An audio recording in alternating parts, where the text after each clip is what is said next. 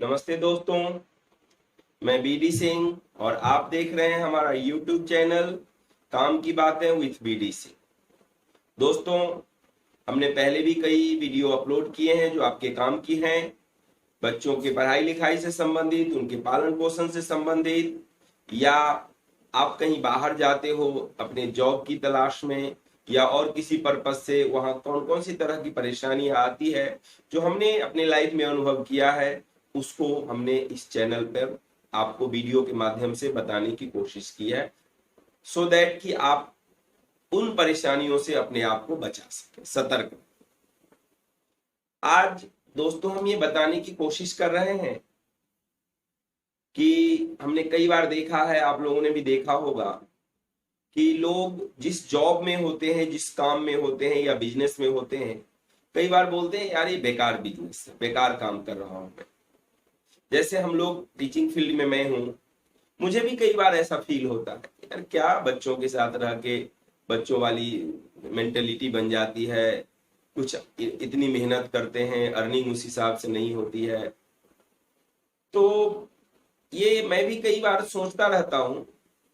और अभी कुछ दिनों पहले मैंने मुंशी प्रेमचंद की एक कहानी पढ़ी। वैसे तो उनकी लगभग बहुत सारी कहानियां मैंने पढ़ी हुई। ये वाली कहानी बोध, उनकी इस कहानी का नाम है बोध। वो मैंने अभी कुछ दिन 1 और 2 वीक पहले पढ़ी है। उस कहानी को पढ़ने के बाद हमारी मेंटेलिटी थोड़ी चेंज हो गई। उसको मैं आपके सामने रखने की कोशिश कर रहा हूं।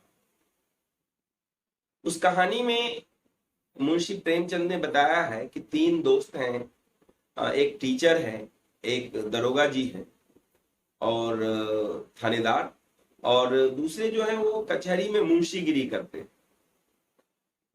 मास्टर साहब की जो सैलरी है टीचर की, वो उन दोनों से ज्यादा है, मगर ये देखते हैं कि इनका उस सैलरी में घर नहीं चल पा रहा है, बड़ी मुश्किल से घर चलता है, जबकि उन दोनों का घर बहुत मजे में चल रहा है। वो जब घर आते थे तो बच्चों को पैसे देते थे, चॉकलेट देते थे अपने बच्चों को, मतलब मुंशी जी और वो थानेदार साहब अपने बच्चों को। और जबकि इनके पास इतने पैसे नहीं होते कि घर पे कुछ लाएं बच्चों के लिए या कुछ उनको पैसे दें। तो ये बहुत ज्यादा उनको खलता था, यार कितना मेहनत करता हूँ और इन लोगों की इतनी अच्छी चल रही है, मेरी कुछ। नो डाउट वो जो दोनों थे इनकी सैलरी कम थी, बट सब जानते हैं कचहरी में मुंशीगिरी करते थे तो ऊपरी आमदनी कुछ रही होगी, और थानेदार साहब का तो खैर कहना ही नहीं, आप सभी जानते हैं। तो इन्होंने, मास्टर साहब ने अपने ऊपर के ऑफिसर को बहुत रिक्वेस्ट किया कि सर मुझे आप यहाँ से स्कूल से हटा दो और मुझे कहीं दूसरी जगह डालो। इनका भी ये मेंटेलिटी था कि मैं भी कुछ ऐसी जगह पे चला जाऊं जहां से मुझे भी कुछ एक्स्ट्रा आमदनी हो और हम अपने घर को अच्छे से चला सकें। मगर बहुत कोशिश के बाद भी इनके ऊपर के ऑफिसर ने ऐसा कुछ किया नहीं।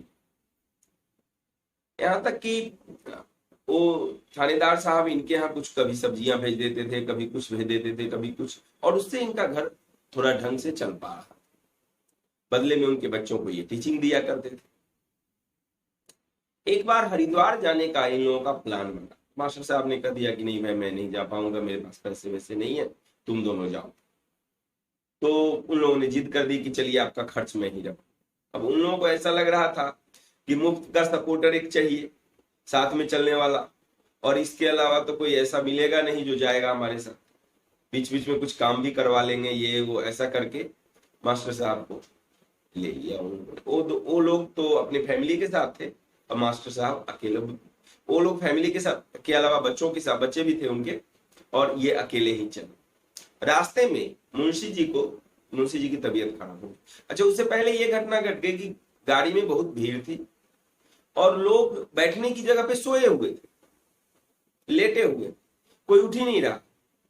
दरोगा जी ने बहुत मिन्नतें की, अपना पुलिसिया रुआब भी दिखाया, बट उसका कोई फायदा नहीं हुआ। बल्कि जो पब्लिक थी, जो सोए हुए थे, वो उनको डांटने लगा, ये थाना नहीं है तुम्हारा, जिस तरह कर रहे हो। मैं गया था तुम्हारे यहाँ थाने में कुछ इस फरियाद लेके, तुमने 50 रुपए मेरे से ठग लिया था। और मुंशी जी की भी यही हालत। मुंशी जी को भी लोग सभी जानते थे, जितने लोग वहां मिले सब जानते थे मुंशी जी। अब मास्टर साहब बेचारे थोड़े डरे हुए थे। टीचर वैसे भी थोड़े डरपोक होते ही हैं, सब आप सब जानते ही हो। तो डरे हुए थे कि भाई छोड़िए छोड़िए, झगड़ा नहीं करना, झगड़ा नहीं। इस तरह से जैसे तैसे वो आगे बढ़े। रास्ते में इतनी भीड़ भाड़ की वजह से इनकी तबीयत थोड़ी बिगड़ गई मुंशी जी की, और बीच में ही इनको गाड़ी छोड़ दी। और सभी लोग जो उतरे उसमें इतना अफरा तफरी में इनका बड़ा सा ट्रंक था जिसमें पैसे वैसे सब थे, बक्सा, वो बक्सा गाड़ी में ही छूट गए और वो गाड़ी चली गई हरिद्वार। अब इनको इलाज कराने की व्यवस्था करनी पड़ी। इलाज कराने के लिए जब गए तो आजू बाजू में पता किया, स्टेशन के पास एक डॉक्टर थोड़ी दूरी पर थे, तांगा या रिक्शा करके वहां गए। अब डॉक्टर भी इनको पहचानता था मुंशी जी। कहा भाई बिना 10 रुपए लिए हुए तो तुमको मैं टच ही नहीं करने वाला, 10 रुपए दो। अब बक्सा तो चला गया था। जैसे तैसे करके दरोगा जी ने 10 रुपया दिया, और अगले दिन जो है इनके इनके कुछ मुंशी जी की वाइफ के कुछ जेवर थे, उसको बेच करके फिर काम निकाला गया। फिर वहां से दूसरी गाड़ी पकड़ के जब थोड़ी थोड़ी तबीयत ठीक हुई तो दूसरी गाड़ी से ये लोग हरिद्वार पहुंचे। हरिद्वार में अब पैसे तो पास में थे नहीं, तो अब करें क्या। तो रोड पर ही अपने उन्होंने आशियाना लगा दिया कि भाई यहीं पे सो जाएंगे। रात का वक्त रोड पे थोड़ा सा ही लेटे थे कि बारिश की बूंदें पड़ने। जब बारिश की बूंदें पड़ने लगी तो अब क्या हो, छोटे छोटे बच्चे थे, उठ के बेचारे एक तरफ चलने लगे कि अब क्या करें, कहीं लॉज वॉज कुछ खोजते हैं, पैसा तो है नहीं, क्या करेंगे। बहुत सभी लोग बहुत परेशान थे। एक लड़का उधर से लालटेन लिए हुए आ, तो उसको पूछा, ये मास्टर साहब ने पूछा कि भाई साहब आसपास में कोई लॉज है, सस्ता लॉज रहने के लिए। तो उस लड़के ने कहा मास्टर साहब, वो पहचान लिया, वो इनका स्टूडेंट रहा था कभी, उसने पैर छुआ इनका और कहा मास्टर साहब हम यहीं आ गए हैं। तो कौन है भाई, तू तो अपना नाम अपने पापा का नाम बताया। तो मास्टर साहब को याद आ गया कि हाँ हाँ इस बच्चे को तो मैंने पढ़ाया है। कहा हाँ यहीं हमारी जॉब लगी हुई है, तो आप क्यों लॉज क्यों खोज रहे हैं, आप मेरे यहाँ चलिए, मेरे घर की शोभा बढ़ाइए। बहुत रिक्वेस्ट किया, कहा कि नहीं हम अकेले नहीं है और भी लोग। कहा सभी लोगों के लिए मास्टर साहब मेरा बहुत बड़ा घर है, मैंने बड़ा घर लिया हुआ है, आप चलिए तो सही। इनको ले गया, वहां रहने सहने खाने पीने की पूरी व्यवस्था उसने करी, और हाथ बांध के मास्टर साहब के पास उनकी हर तीमारदारी करने के लिए, उनके हर ऑर्डर को, आदेश का पालन करने के लिए वह लड़का जब तक 2 या 3 दिन मास्टर साहब के साथ ऐसा ही खड़ा। उसके बाद जब चलने लगे तो वह रेलवे स्टेशन तक, वो तो और दिन कह रहा था रुकने के लिए, बट ऐसा हो नहीं पाया। रेलवे स्टेशन तक उनको गाड़ी में चढ़ाने के लिए आया और बोला कि मास्टर साहब कभी कभी इस गरीब को भी याद किया कीजिए।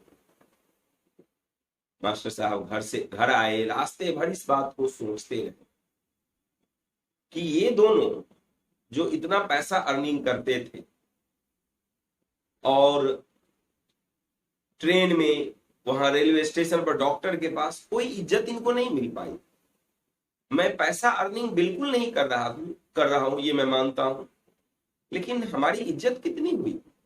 वो ऐसी जगह जहां हमारा कोई पहचान का नहीं था, बिना पैसे के कुछ उपाय नहीं था और पैसे भी नहीं थे, वैसी जगह भी हमें काफी हेल्प मिला और काफी इज्जत मिली हमें। उसके बाद मास्टर साहब ने अपने जॉब को बदलने का प्लान ही मन से निकाल दिया। उनको ऐसा लगा कि इस जॉब में जो इज्जत है वो और दूसरी जॉब में इज्जत नहीं। पैसे भले थोड़े कम है, सही बात है, लेकिन इज्जत बहुत ज्यादा। और उसके बाद ये बात कभी भी किसी ऑफिसर के नजदीक जाके उसके बाद उन्होंने रिक्वेस्ट नहीं की कि भाई टीचर की नौकरी मैं नहीं करूंगा, अब मुझे आप किसी और जगह आप डाल दो, ऐसा नहीं। ऑन द होल हम ये कहना चाहते हैं दोस्तों कि हम जिस काम को करते हैं कई बार उससे खुश नहीं होते, ये सच बात है, लेकिन हमें यह लगता है कि वो जो दूसरा आदमी काम कर रहा है उसमें बहुत मजा होगा। उसमें बहुत पैसे वो कमा रहा होगा। यह बात सच नहीं है। वह भी किसी न किसी परेशानी से जूझ रहा, और उसको ये लग रहा है कि सामने वाला जो काम कर रहा है वो अच्छा है, उसमें ज्यादा अर्निंग है, ज्यादा इज्जत है, कम मेहनत है, हम जो कर रहे हैं उसमें प्रॉब्लम है। तो दोस्तों, जिस काम को हम करते हैं, और स्पेशली मैं अगर टीचर की नौकरी की बात करूं, टीचर की जॉब की बात करूं, तो इसकी बात तो ही बिल्कुल ही अलग है। इज्जत तो नो डाउट मिलते हैं, काफी इज्जत मिलती है। मुझे भी कई बार ऐसा गुस्सा आ जाता है कि यार क्या मैं कर रहा हूँ, घर को नहीं ठीक से चला पा रहा हूँ, इतनी अर्निंग ठीक से नहीं हो पा रही है, और तो मुझे ये करना चाहिए, ये करना चाहिए। जब उसके बारे में जानकारी लेता हूँ तो लगता है कि अरे यार, उसमें तो इससे भी ज्यादा परेशानी। तो स्पेशली मैं उन लोगों को कहना चाहता हूँ जो टीचिंग फील्ड से जुड़े हुए हैं कि इज्जत जरूर मिलती है दोस्तों, पैसे थोड़े कम मिलते हैं, ये बात सही है, मगर हमें इज्जत जितनी मिलती है, जिस तरह की मैंने अभी मुंशी प्रेमचंद की एक कहानी बोध के द्वारा आपको समझाया, उस बोध कहानी के पढ़ने के बाद मेरे ब्रेन में भी यह आ गया कि बिल्कुल सही बात है, हमें भी अब इस बात पर, और उस दिन के बाद से मैं भी अब इस बात पर सोचना छोड़ चुका हूं कि टीचिंग फील्ड को छोड़ के हमें कुछ और काम करना। तो आप भी ऐसा ही करें, काफी अच्छा वर्क है। हम दूसरों को शिक्षा देते हैं, समाज को नया बनाने की कोशिश करते हैं, समाज में जो बच्चे हैं, जो कि भविष्य के हमारे देश का भविष्य है, उसको सुधारने की, नए रास्ते पे लाने की कोशिश करते हैं। और सबसे खास बात, हमारी एज और बच्चों की एज में एक डिस्पैरिटी होती है, इसके बावजूद हम अपने आप को एकदम मॉडर्न, बच्चों की तरह मॉडर्न बनाने की कोशिश करते हैं, क्योंकि बिना ऐसा किया हुआ पॉसिबल ही नहीं होगा हमें बच्चों को कुछ बताना। जैसे आज मोबाइल का जमाना आ गया, हमारे समय में तो मोबाइल इतना, और इतने ज्यादा एप्लीकेशन है, इतने ज्यादा वर्क है उस पर कि मुझे ही समझ में नहीं आता है। मगर बच्चों को अगर कराना है, अभी ऑनलाइन क्लासेस चल रहे थे, बच्चों को अगर कराना है तो उसे हमें सीखना पड़ता है, और हमने सीखा भी है। तो दोस्तों, अगर वीडियो अच्छा लगे तो हमारे चैनल को सब्सक्राइब करें, वीडियो को लाइक और शेयर जरूर करें। धन्यवाद।